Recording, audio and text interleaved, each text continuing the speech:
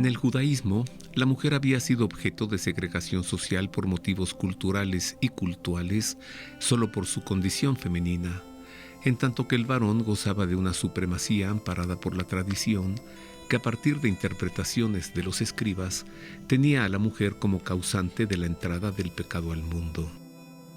El varón podía rechazar a su mujer sin mediar justificaciones, así lo establecía la ley, y valiéndose de esta prerrogativa se consumaban injusticias con mujeres inocentes que no habían violentado la fidelidad a su matrimonio. Pero Jesús se apartó de tal permisividad y en respuesta a un cuestionamiento farisaico estableció su postura de manera radical.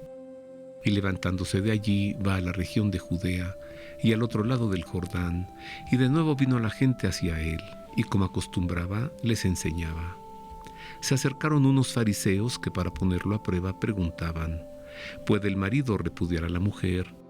Él les respondió: ¿qué les prescribió Moisés? Ellos le dijeron: Moisés permitió escribir el acta de divorcio y repudiarla.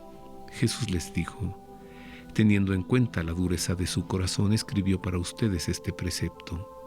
Pero desde el comienzo de la creación, Él los hizo varón y hembra. Por eso dejará el hombre a su padre y a su madre, y los dos se harán una sola carne.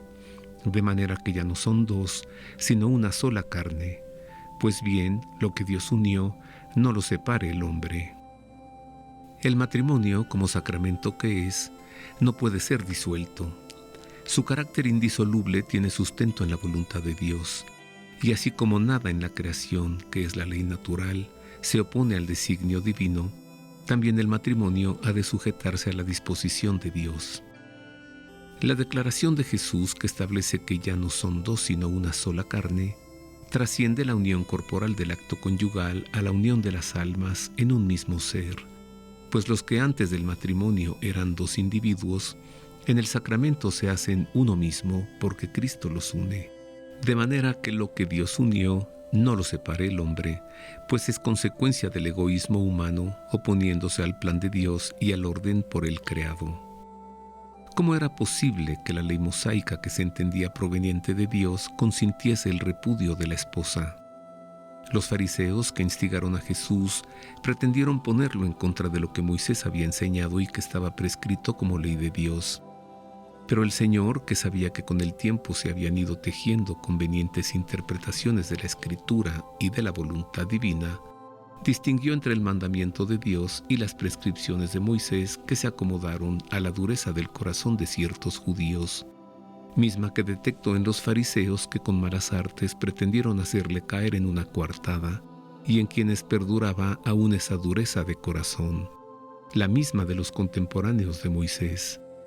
Jesús se apartó de aquel código de egoísmo, no hizo diferencias en el repudio entre el hombre y la mujer y exigió a ambos la fidelidad al matrimonio como una misma vida asumida y compartida.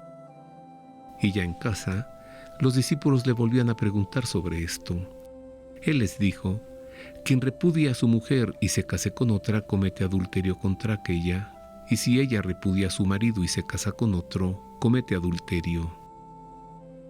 ¿Habrían pensado los discípulos acaso que Jesús se manifestó de ese modo solo para salir de la contrariedad a la que lo llevaron los fariseos? Con su respuesta a ellos les confirmó que la situación en la que queda aquella persona que convive con otra que no es su cónyuge, luego de haber repudiado a la anterior, es de adulterio. Lo dijo así, sin eufemismos, porque Dios quiere que el matrimonio sea para siempre y Cristo lo protegió con su doctrina.